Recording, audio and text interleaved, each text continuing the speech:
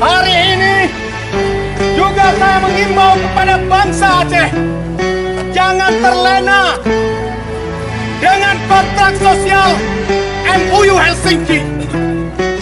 Kontrak sosial MOU Helsinki tidak pernah menjamin keselamatan bangsa kita. Sang biak durjana kaji boh mati dum anu bangsa mirah kaji de darah lam nanggo hancur dum haso bijeh dosa.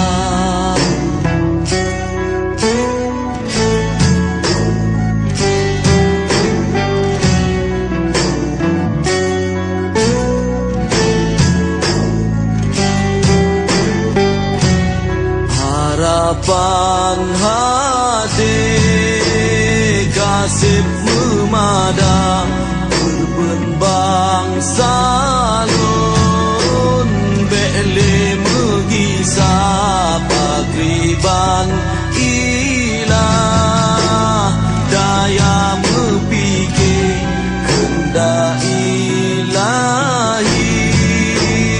han ekso sangga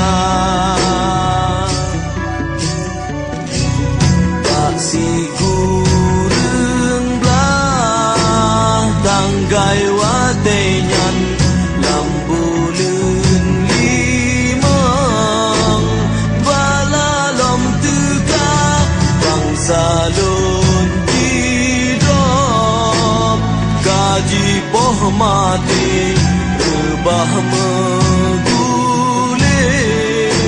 rame lagai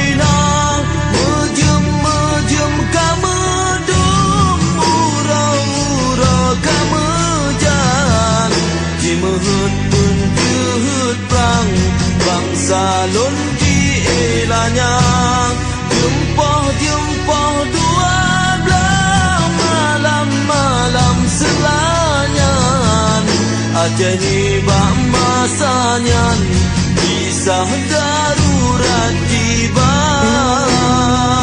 Bangsa Aceh juga jangan larut dengan kontrak sosial MOU Helsinki.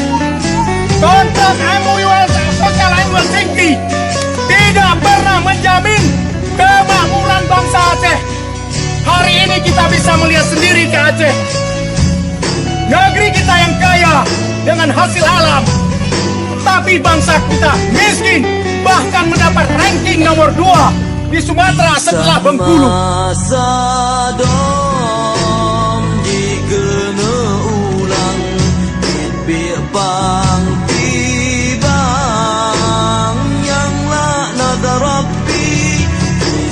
Darurat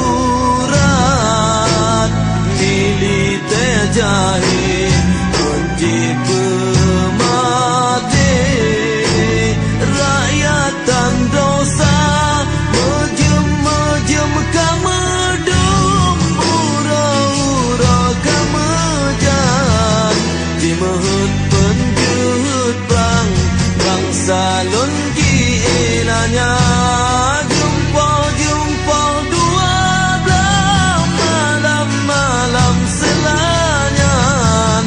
Aceh ni bak masanya kisah darurat tiba.